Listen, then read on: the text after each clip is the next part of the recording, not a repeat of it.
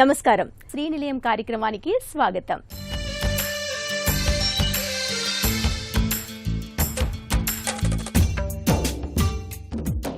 నగరాల్లో బోర్లు ఎండిపోతున్న ఈ సమయంలో రెయిన్ వాటర్ హార్వెస్టింగ్, ఫిల్టరింగ్ వ్యవస్థలు ఎంతో ఉపయోగకరంగా మారుతున్నాయి. మరి ఈ రెయిన్ వాటర్ ఫిల్టర్ అంటే ఏంటి? ఇది ఎలా పనిచేస్తుంది? ఇంటిపై పడే వర్షపు నీరు ఎలాంటి ప్రక్రియ ద్వారా శుభ్రమై నీటిగా మారుతుంది?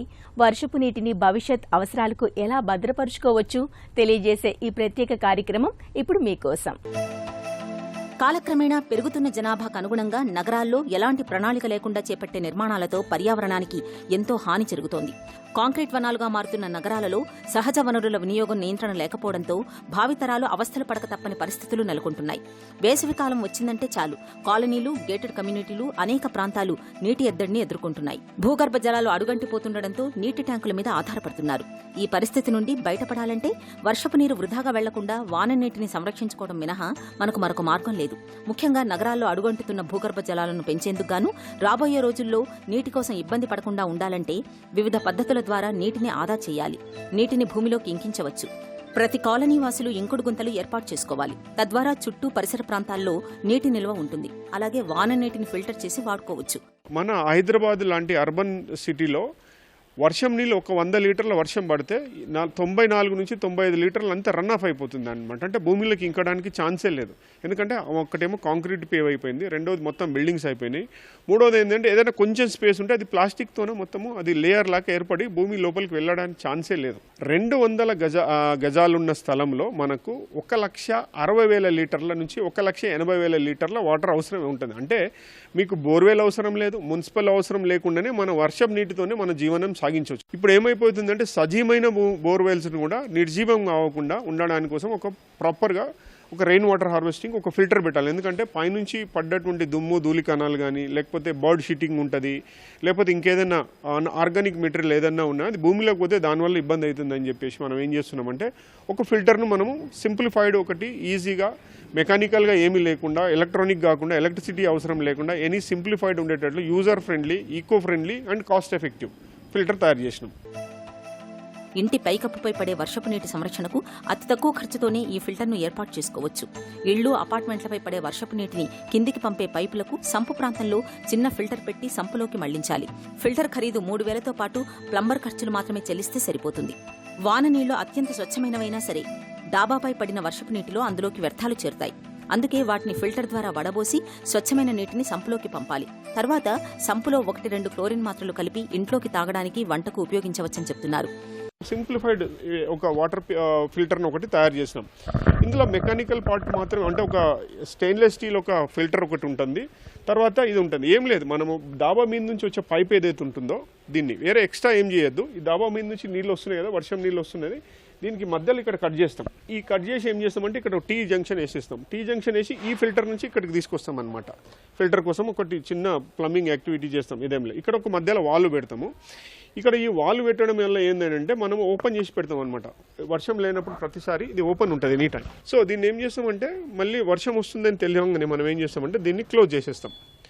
సో దీన్ని క్లోజ్ చేయడం వల్ల ఏమైపోతుందంటే ఇక్కడ నుంచి వర్షం నీళ్ళంతా ఇక్కడ ఈ ఫిల్టర్ ద్వారా రావడానికి ఇక్కడికి వస్తుంది. ఈ ఫిల్టర్ కూడా ఏంటంటే సింపుల్ అనమాట. ఒక బాక్స్ ఉంటుంది. దీంట్లో ఏంటంటే ఈ బాక్స్లో ఒక స్టెయిన్లెస్ స్టీలు ఒక ఫిల్టర్ పెట్టినాం. ఇది వి ఫిల్టర్ అంటాం దీన్ని. ఈ ఫిల్టర్లో ఉన్నట్టు ఏంటంటే ఇది అప్ టు 200 మైక్రాన్. మీరు చూస్తే ఉంటే చిన్న చిన్న మట్టి రేణువులు కానీ ఇక్కడ పైన ఆగిపోయి ఉన్నాయన్నమాట ఇందులో. సో ఇదంతా ఫిల్టర్ చేసేస్తుంది. దీంట్లో ఏదైనా చిన్న దారాలు వచ్చినా, లేకపోతే చిన్న మేకులు లాంటిది ఏదన్నా చిన్నది ఏమన్నా ఉండి, లేకపోతే దుమ్ము రేణువులు ఏదన్నా ఉన్నా. దీంతో పాటు ఇంకోటి ఏం చేస్తే ఇది 200 మైక్రాన్. దీంతోపాటు ఇంకా చిన్న రేణువులు ఉండడానికి ఇసుక రేణువులు కానీ ఇంకేమన్నా ఉంటే ఇంకో ఫిల్టర్ ఉంటుంది అనమాట. ఇది బ్యాక్ ఫిల్టర్ అంటాం.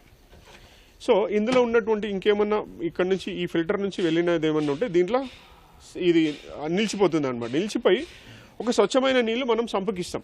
దీన్ని ఎవరైనా యూజ్ చేసుకోవచ్చు అనమాట. దీంట్లో ఏది ఎలక్ట్రికల్ పార్ట్ అట్లాంటిది ఏం లేదు, సింపుల్గా. సో ఇది ఇచ్చేసి ఇక్కడ నుంచి ఈ వాటర్ను మనం కింద నుంచి మనం ఒక సంపుకి ఇచ్చినాం అనమాట. 2 ట్యాంకర్లు కొనే నీళ్ళ ఏదైతే మీరు కొంటారో అదే కాస్తోన ఈ ఫిల్టర్ అంతా ఇన్స్టాల్ చేసుకోవచ్చు. సో నీళ్ళు అనేది ప్రతి ఒక్కరి బాధ్యత. విధిగా ప్రతి ఒక్కరు సంరక్షించాలా, పొదుపుగా వినియోగించాలా. వానలు పడితే మనకు గుర్తొచ్చేది చల్లని వాతావరణం, పచ్చని ప్రకృతి. కానీ ఇప్పుడు అదే వర్షపు నీరు భవిష్యత్తుకు బంగారు భాండాగారంగా మారుతోంది. ఒకప్పుడు వృధాగా వెళ్లిపోయే వాన నీరు ఇప్పుడు నీటి కొరతకు పరిష్కారంగా నిలుస్తోంది.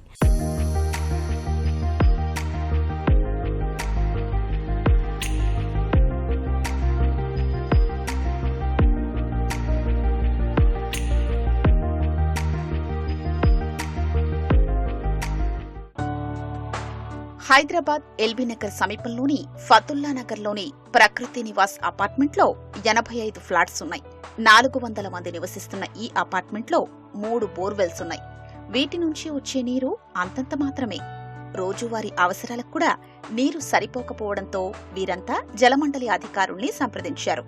దీంతో ప్రకృతి నివాస్ పరిసరాల్ని పరిశీలించిన జలమండలి సభ్యులు ఇంకుడు గుంతను సరియైన స్థలంలో ఏర్పాటు చేయలేదని గుర్తించారు. ఈ ఇంకుడు గుంతను పునరుద్ధరించి మరో చోట నిర్మిస్తే బోరుబావుల్లోకి భూగర్భ జలాలు చేరుతాయని సూచించారు. అంతకుముందు 5 ఫీట్ల లోతు ఉన్న ఇంకుడు గుంత స్థానంలో 10 ఫీట్ల లోతు 8 ఫీట్ల వెడల్పుతో పెద్ద గుంతను తవ్వారు.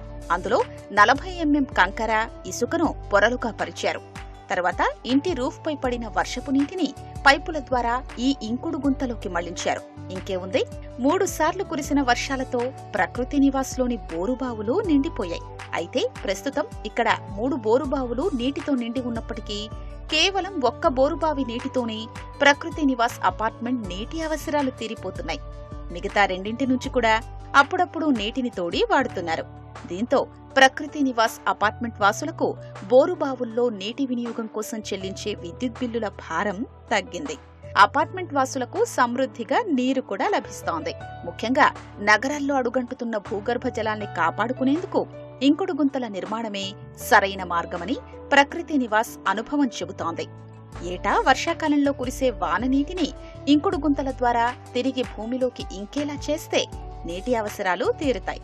2016-17లో సేవ్ వాటర్ ఫౌండేషన్ ప్లస్ జలమండలి వాళ్ళు వచ్చి ఇంకుడు గుంతను ఏ రకంగా రీఛార్జ్ చేసుకోవాలా, దాని యొక్క స్పెసిఫికేషన్స్ ఏ రకంగా ఉండాలా అదని చెప్తే మేమేంటంటే ఇంకుడు గుంతను 10 ఫీట్లు 8 ఫీట్లు 10 ఫీట్ల పొడవు 8 ఫీట్ల వెడల్పుతోని లోపల 40 mm మెటల్ వేసాం ఫస్ట్, తర్వాత 20 mm మెటల్ వేసాం, తర్వాత గళ్ళ ఇసుక వేసాము. వేసిన తర్వాత దాంట్లో వాటర్ అంతా పైన టెర్రేస్, మాకు టెర్రేస్ దాదాపు 20,000 SFT ఉంటుంది. ఆ 20,000 SFTలో పడ్డ వాటర్ అంతా టోటల్గా వచ్చి ఇక్కడ నుంచి జారి టోటల్గా ఇంకుడు గుంతలకి పోతుంది. దానివల్ల మాకు ఇప్పటివరకు ఎక్కడా వాటర్ ప్రాబ్లం రాలేదు, మాకు బోర్లు ఎండిపోవడం అనే సమస్య రాలేదు. వర్షాకాలంలో కంపల్సరీ మేము దాన్ని రీఛార్జ్ చేస్తుంటాం. ఎందుకంటే పైన స్టిల్ట్ను మొత్తం తీసేస్తాం, ఒక 2-3 ఇంచులు తీసేసేసి మళ్ళీ గల్ల ఇసుకేసి నీళ్లు పడ్డట్టు లోపలికి ఇంకిపోయేటట్టు చేస్తాం మేము. సో ఈ ఇంకుడు గుంత వల్ల మా యొక్క అపార్ట్మెంట్లో ఎలాంటి నీటి ప్రాబ్లం ఇంతవరకు రాలేదు, ఇక ముందు కూడా రాదని మేము ఆశిస్తున్నాము.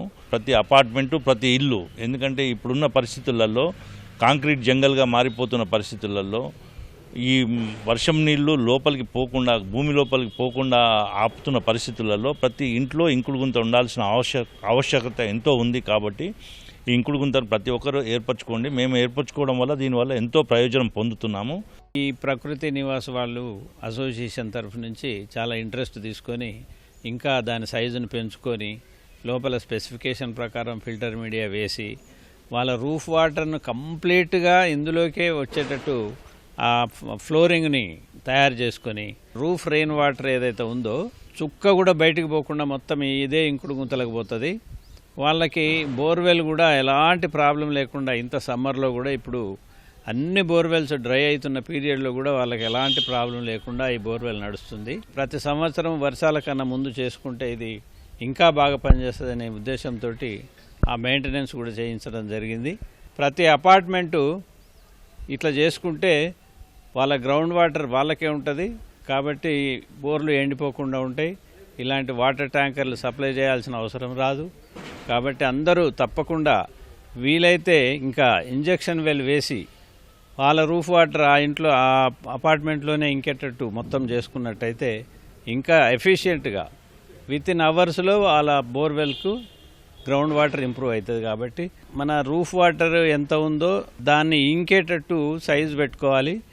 ఒకవేళ అంత సైజు మనం పెట్టుకోలేము కాబట్టి దానికి బదులు ఇంజెక్షన్ వెల్ అంటే బోర్వెల్ ఒక 200 ఫీట్లు బోర్వెల్ డ్రిల్ చేసి దాని చుట్టూ ఇంకుడు గుంత కట్టినట్టయితే మామూలు ఇంకుడు గుంతకు ఎన్నైతే నీళ్ళు ఇంకుతాయో 5 నుంచి 10 అంతల నీళ్లు ఆ బోర్ వేసి చేసుకుంటే ఆ ఇంజెక్షన్ వెల్ ద్వారా మనకు గ్రౌండ్ వాటర్ ఇమ్మీడియట్గా ఇంప్రూవ్ అవుతుంది. ఒకప్పుడు చెక్క కిటికీలు మాత్రమే ఎక్కువగా కనిపించేవి, కానీ కాలం మారింది. రోజు రోజుకు టెక్నాలజీ పెరుగుతుంది. అందుకే ఇప్పుడు చాలా మంది తమ ఇళ్ల నిర్మాణంలో యూపీవీసీ విండోస్ వైపు మొగ్గు చూపిస్తున్నారు. ఇప్పుడు ఆధునిక ఇళ్లలో హై రైజ్డ్ అపార్ట్మెంట్స్ లో అల్యూమినియం విండోస్ కొత్త ట్రెండ్ గా మారాయి. చూపరులను ఆకర్షించే విధంగా ఉంటున్నాయి. అల్యూమినియం కిటికీల వైపు గృహ యజమానులు ఎందుకు మొగ్గు చూపిస్తున్నారు? ఈ అల్యూమినియం విండోస్ ప్రత్యేకతలు ఏంటి? ప్రస్తుతం ఎన్ని రకాలుగా అందుబాటులో ఉన్నాయి? ఇంటికి ఎలాంటి అందాన్ని ఇస్తాయి అనే అంశంపై ప్రత్యేక కథనం శ్రీనిలయంలో. ఇంటి నిర్మాణంలో కిటికీల పాత్ర చాలా ముఖ్యమైనది. ఇంట్లోకి గాలి వెలుతురు రావాలంటే మంచి కిటికీలు అవసరం. అదే సమయంలో ఇంటి అందాన్ని కూడా పెంచాలి. ఈ 2 అవసరాలను తీర్చడంలో ప్రస్తుతం అల్యూమినియం విండోస్ ముందుంటున్నాయి. అల్యూమినియం ఒక తేలికైన లోహం, కానీ బలంగా ఉంటుంది. అందుకే దీన్ని విండో ఫ్రేమ్ల తయారీలో విస్తృతంగా ఉపయోగిస్తున్నారు. ముఖ్యంగా హై రైజ్డ్ అపార్ట్మెంట్స్ లో వర్షాలు ఎక్కువగా పడే ప్రాంతాల్లో చెక్క కిటికీలు తేమకు దెబ్బతింటాయి. ఇనుమైతే తుప్పు పడుతుంది, కానీ అల్యూమినియం మాత్రం తుప్పు పట్టదు. అందుకే దీని జీవితకాలం ఎక్కువగా ఉంటుంది. ఇంకా ఒక ముఖ్యమైన విషయం, అల్యూమినియం విండోస్ మెయింటెనెన్స్ చాలా తక్కువ. చెక్క కిటికీల మాదిరిగా తరచూ పాలిష్ చేయాల్సిన అవసరం ఉండదు. పెయింటింగ్ కూడా పెద్దగా అవసరం లేదు. ఒకసారి ఫిట్ చేస్తే చాలా సంవత్సరాలు సులభంగా ఉపయోగించుకోవచ్చు.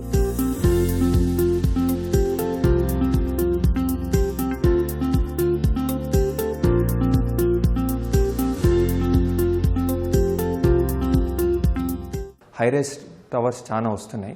సో దానికి విండ్ లోడ్స్కైనా వాటర్ పాస్కల్స్కైనా రెసిస్టెన్స్ కావాలి అని అంటే ఈ విండోస్కి ఫ్యూచర్ అంతా అల్యూమినియం విండోస్కి చాలా ఉంది.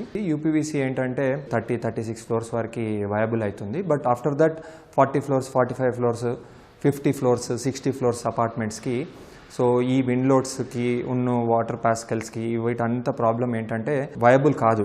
Aluminium is the most viable solution in today's market. దీంట్లో యాస్థెటిక్ ఒకటి మోస్ట్ ఇంపార్టెంట్. ఈ అల్యూమినియంలో మీకు టోటల్ డిఫరెంట్ కలర్స్ మనకి అవైలబిలిటీస్ ఉంటాయి. ఎందుకు అల్యూమినియంకి వెళ్తున్నారు అని అంటే బికాస్ ఆఫ్ మనకి దీనికి ఉన్న అడ్వాంటేజెస్లో స్లీక్ ఒకటి, కలర్ వేరియేషన్స్ చాలా ఉన్నాయి. అల్యూమినియం విండోస్ లో అనేక రకాల డిజైన్లున్నాయి. ఇంటి అవసరం, స్థలం, బడ్జెట్ ను బట్టి ఎంపిక చేసుకోవచ్చు. ఇప్పుడున్న అపార్ట్మెంట్లలో ఎక్కువగా కనిపించేవి స్లైడింగ్ విండోస్. ఈ విండోస్ పక్కకు స్లైడ్ అవుతాయి. తక్కువ స్థలం సరిపోతుంది. బాల్కనీలు, బెడ్రూమ్స్ కు ఇవి చాలా బాగుంటాయి. వాడ్డానికి కూడా చాలా సులభం. సాధారణ తలుపుల మాదిరిగా బయటకు లేదా లోపలకు ఓపెన్ అయ్యే విండోస్ ను కేస్మెంట్ విండోస్ అంటారు. గాలి ఎక్కువగా రావాలనుకునేవారు వీటిని ఎక్కువగా ఎంపిక చేస్తారు. ఫిక్స్డ్ విండోస్ గ్లాస్ ప్యానెల్స్, కేవలం వెలుతురు కోసం ఉపయోగించే విండోస్ ను ఫిక్స్డ్ విండోస్ అంటారు. ఇవి ఓపెన్ కావు, కానీ ఇంటికి చాలా రిచ్ లుక్ ఇస్తాయి. టాప్ హంగ్ విండోస్, పైకి ఓపెన్ అయ్యే విండోస్. కిచెన్, బాత్రూంలలో ఎక్కువగా ఉపయోగించే విండోస్ ఇవి. వర్షం పడుతున్నా కొంతవరకు గాలి వచ్చేలా ఉంటాయి. అల్యూమినియం విండోస్ లో ఉపయోగించే గ్లాస్ కూడా చాలా ముఖ్యమైనది. టఫన్డ్ గ్లాస్ బలంగా ఉంటుంది. టింటెడ్ గ్లాస్ వేడిని తగ్గిస్తుంది. ఫ్రాస్టెడ్ గ్లాస్ ప్రైవసీ ఇస్తుంది. అలాగే డబుల్ గేజ్డ్ గ్లాస్ ఉపయోగిస్తే బయట శబ్దం కూడా తక్కువగా వినిపిస్తుంది. ఆధునిక ఆర్కిటెక్చర్లో ఇవి ఒక భాగంగా మారిపోయాయి. అల్యూమినియం విండోస్ కొనుగోలు చేసే ముందు కొన్ని విషయాలు తప్పనిసరిగా చెక్ చేయాలి. ఫ్రేమ్ మందం బలంగా ఉందా? గ్లాస్ క్వాలిటీ ఎలా ఉంది? లాకింగ్ సిస్టమ్ సేఫ్ గా ఉందా? వాటర్ ప్రూఫింగ్ సరిగా ఉందా? వంటి అంశాలను పరిశీలించాలి. అలాగే మంచి బ్రాండ్ను ఎంపిక చేసుకోవడం చాలా ముఖ్యం. నాణ్యమైన ఫిట్టింగ్స్ ఉంటే విండోస్ ఎక్కువ కాలం మన్నుతాయి. అందం, మన్నిక, భద్రత ఈ 3 లక్షణాలు కలిసినప్పుడే ఒక మంచి విండో అనిపిస్తుంది. ఆ లక్షణాలన్నీ కలిగి ఉండడంతో అల్యూమినియం విండోస్ కు ఇప్పుడు భారీ డిమాండ్ ఏర్పడింది. మీ ఇంటి డిజైన్ కు తగ్గట్టు సరైన విండోస్ ఎంపిక చేసుకుంటే ఇంటి అందం మరింత రెట్టింపు అవుతుంది. ఈ సిస్టము మనకి మ్యాక్సిమం హైట్ మనకు 15 ఫీట్ వెళ్తుంది. అంటే 15 ఫీట్ అంటే మాకు ఆల్మోస్ట్ 4.5 మీటర్ హైట్ వెళ్తుంది. సో దీని లిఫ్ట్ అండ్ స్లైడ్ సిస్టమ్ ఎందుకంటామంటే సో ఇప్పుడు మనం ఇది ఓపెన్ చేస్తే ఇది లాక్ ఓపెన్ అయినట్టండి. సో మనకి క్లోజ్ చేసుకుంటే ఎక్కడైనా మనకు లాక్ అయిపోతుంది సిస్టమ్. ఫుల్లీ ఓపెన్ కావాలంటే ఫుల్ ఓపెన్ చేసుకోవచ్చు. అండ్ ఇఫ్ యూ వాంట్ ఇక్కడ వరకే కావాలన్నప్పుడు ఇక్కడ వరకే ఓపెన్ చేసుకోవచ్చు.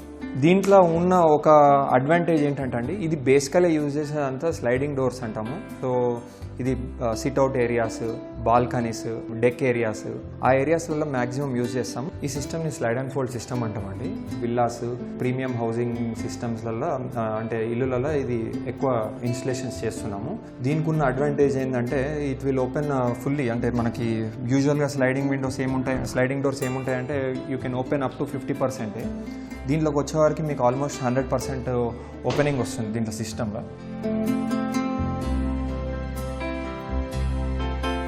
ఇలా మీకు ఫుల్లీ ఓపెన్ అవుతుంది. మేజర్గా ఈ సిస్టమ్ మనం యూజ్ చేసేది ఫంక్షన్స్ అయినప్పుడు, లివింగ్ రూమ్ నుంచి గార్డెన్ ఏరియా వెళ్ళినప్పుడు, గ్యాదరింగ్ ఎక్కువ ఉన్నప్పుడు ఇంట్లల్లో we can use the system so that మీకు చాలా ఫ్రీ స్పేస్ ఉంటుంది. ఈ 50% ఓపెనింగ్లో చాలా కంజెస్టెడ్ ఉంటుంది కాబట్టి you can utilise the full space.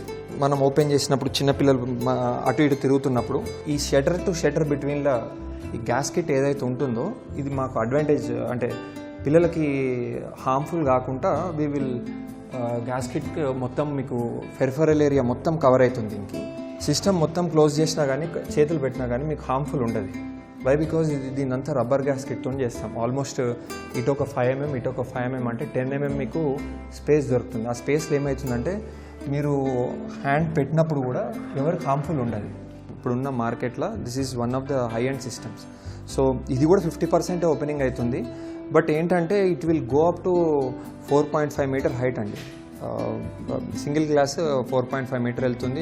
మీరు ఇప్పుడు చూస్తేనేమో దీని లాకింగ్ సిస్టమ్స్ కూడా అన్ని సిస్టమ్స్ లాగా ఉన్నాయి. And this is only for the conceal systems. Fully మీకు సిస్టమ్ అంతా ఈ షట్టర్ కూడా మీకు చూస్తే లోపలికి వెళ్ళిపోతుంది.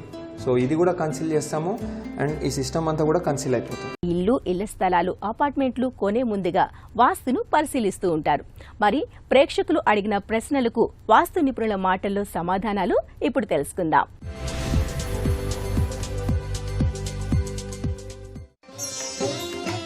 వాస్తు శాస్త్ర ప్రకారం ఒకే స్థలంలో 2 ఇళ్లు కట్టుకోవచ్చా? ఇల్లు అనేటువంటిది కింద ఏదైతే ఉంటుందో 2 ఇళ్ళు కలిపేసి కట్టుకుంటున్నారు. అలా కట్టుకోవటం వల్ల ఏమవుతుంది చూడండి ఒక్కసారి. మనకి వాస్తు పురుషుడు అన్నాం, వాస్తు పురుష మండలము అన్నాం, ఏకస్థితి అన్నాం. అంటే ఏంటి? 9 భాగాలు చేసుకోవటం, ఈ విధంగా అడ్డంగా 9 భాగాలు చేసుకోవటం. తర్వాత ఇది రాజవీధి ఈస్ట్ అనుకుందామండి. ఈస్ట్ అనుకున్నప్పుడు ఇది నార్త్ ఈస్ట్. ఇక్కడ తలగడ పెట్టి, ఇక్కడ నాభి ఉండి, ఇక్కడ బాహువులుండి, అటు ఇటు ఈ విధంగా మనకి వాస్తు పురుషుడు అనేటువంటిది ఇలా పవళిచ్చినప్పుడు ఒకే స్థల పదం, ఒకే వాస్తు పురుషుడు. కానీ ఉండేటువంటివి 2 ఇళ్ళు ఆనుకుని ఉంటాయి. దాని అర్థం ఏంటి అంటే ఒకటే స్థల పదం అంటే శరీరం ఒకటే కానీ 2 దేహాల్లాగా. అంటే ఇక్కడ నుండి ఇక్కడ వరకు అంటే మొండెం వరకు ఒక పార్టు, కింద వరకు ఒక పార్టు. అలా ఎప్పుడూ కూడా చెయ్యకూడదు. అంటే దీని అర్థం ఏంటంటే ఇప్పుడు 2 ఇలా కట్టేసామనుకోండి, ఇలా తూర్పు ఆగ్నేయంలో మెట్లు పెట్టుకున్నాం. ఎప్పుడూ కూడా ఇదొక పోర్షను ఇదొక పోర్షన్ చేసినప్పుడు 2 కూడా ఆనిచ్చి చేయకూడదు. ఎందుకంటే ఈ యొక్క ఇంట్లో ఉన్నటువంటి వాళ్ళు రాజవీధిని చూడలేరు గడప దగ్గర నుండి. అదేవిధంగా ఈ యొక్క ఇంట్లో ఉండేటువంటి వాళ్ళకి వెస్ట్ వైపు నుండి వెంటిలేషన్ రాదు. ఇది ఈస్ట్ ఫేసింగ్ అయితే కాబట్టి ఈ పోర్షన్కి ఇటు నుండి వెంటిలేషన్ రాదు, ఈ పోర్షన్కి ఇటు నుండి వెంటిలేషన్ రాదు. దాన్ని బట్టి ఏమవుతుంది వాస్తురీషా దోషము అంటే ఏంటంటే 4 దిక్కుల నుండి ఏ ఇంటికి అయితే వెంటిలేషన్ అనేటువంటిది ఉండదో అది వాస్తుదోష సహితమైనటువంటి ఇల్లు. ఎప్పుడైతే ఇక్కడ మీకు వెంటిలేషన్ అనేటువంటిది ఉండదో ఇది వాస్తుదోషం. ఎప్పుడైతే ఇక్కడ నుండి కూడా వెంటిలేషన్ ఉంటుందో 4 వైపుల నుండి ఇది వాస్తుదోషం లేకుండా ఉండటం. ఇలా చేసుకోవాలి అంటే కంపల్సరీగా మధ్యలో మెట్లు పెట్టుకోవాలి. అంటే 2 స్థలాలు చేయాలి, లేకపోతే అపార్ట్మెంట్ వాస్తులాగా తీసుకోవాలి. లేదంటే ప్లాటుని 2 ముక్కలుగా తీసుకోవాలి. ఎవరి ప్లాటు వాళ్ళదే. వీళ్ళు మళ్ళీ మెట్లు పెట్టుకోవాలి, వీళ్ళు మళ్ళీ మెట్లు పెట్టుకోవాలి. వీళ్ళకి రాజవీధిని ఇట్లా క్రియేట్ చేయాలి ఉత్తరం వైపు. ఇలా క్రియేట్ చేసి దేనికది రాజవీధిలాగా క్రియేట్ చేసి ఎవరికి వాళ్ళు సపరేట్గా కాంపౌండ్ పెట్టుకుని, ఎవరికి వాళ్ళు సపరేట్గా మెట్లు పెట్టుకుని, ఎవరికి వాళ్ళు సపరేట్గా వాక్వేస్ పెట్టుకుని, ఎవరి గృహ నిర్ణయం ఆయాది సాధన వర్గ క్యాలిక్యులేషన్లు వాళ్ళు చేసుకొని గృహం నిర్మాణం చేసుకుంటే ఎలాంటి ఇబ్బంది ఉండదు. ఒకవేళ 2 ఇళ్ళు కట్టుకునేటట్లయితే మధ్యలో మెట్లు పెట్టుకోవటం, ఆ ఇల్లు ఈ ఇల్లు డిఫరెన్షియేట్ చేయటం, అపార్ట్మెంట్ వాస్తులాగా కట్టుకోవటం. అప్పుడు ఈ ఉచ్చ స్థానాల్లో ద్వారబంధం పెట్టుకుని హాయిగా 4 వైపులా వెంటిలేషన్ వస్తుంది, మనకి ఇంటి నిర్మాణం చేయొచ్చు. ఈ విధంగా మాత్రమే మనం ఇంటి నిర్మాణం చేయాలి. ఎప్పుడు ఒక స్థలంలో 2 ఇళ్ళు కామన్గా కట్టుకోకూడదు. ఏ స్థల పదం ఆ స్థల పదమే. మళ్ళీ 2 వాస్తు పురుషుళ్ళు మనం ఇక్కడ చేసుకోవాల్సిందే. అంటే వాస్తు పురుషుడు ఏదైతే ఉన్నారో ఈ స్థలానికి తీసుకోవాలి, ఈ స్థలానికి తీసుకోవాలి. మళ్ళీ వాస్తు పురుష మండలి ఇక్కడ పెట్టుకోవాలి, ఇక్కడ పెట్టుకోవాలి. 16 డైరెక్షన్లు దీనికి తీసుకోవాలి, దీనికి తీసుకోవాలి. ఈ విధంగా మాత్రమే మనం చేసుకోవాలి. అలాంటప్పుడు సెగ్రిగేషన్ ఎలా చేస్తాము? ఈస్ట్ రాజవీధి ఉన్నప్పుడు మరి వీళ్ళకి రాజవీధి ఉండదు కదా, అందుకని చెప్పి ఇలా ఒక రాజవీధిని మినిమం 9 ఫీట్లో ఇవ్వాలి. ఇది సాక్రిఫైస్ చేసి అప్పుడు ఇది ఉత్తరముఖంగా కట్టుకోవాలి, ఇది తూర్పు ఉత్తరముఖంగా 2 రకం. ఇది నార్త్ ఈస్ట్ బిట్ అవుతుంది, ఇది నార్త్ అభిముఖ బిట్ అవుతుంది. ఈ విధంగా మాత్రమే ఇల్లు కట్టుకోవాలి. పొరపాటును కూడా 2 ఆనిచ్చి పొరపాటును కూడా కట్టుకోకూడదు. ఇది నేటి శ్రీనిలయం. మరికొన్ని తాజా అంశాలతో వచ్చే వారం మళ్ళీ కలుద్దాం. అంతవరకు సెలవు.